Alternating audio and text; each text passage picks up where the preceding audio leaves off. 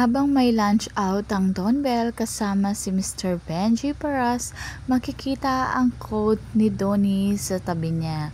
Alam niya na nakasando si Bell kaya rinedy niya ang kanyang quote dahil lamigin si Bel Mariano. Kahit napakaraming space, talagang kitang-kita si Donnie na nakadikit kay Bel Mariano.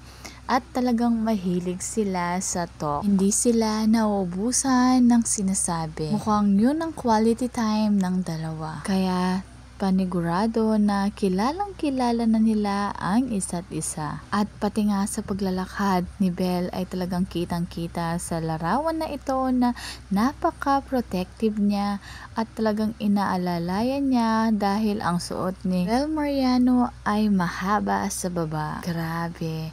Nag-iisa ang isang Donnie Pangilinan at swerte nila sa isa't isa. May scene na sinampal ni Bel si Donnie at nung off-cam naman ay talagang nagsorry ito at niyakap niya ng dalawang kamay si Bel Mariano, si Donnie Pangilinan.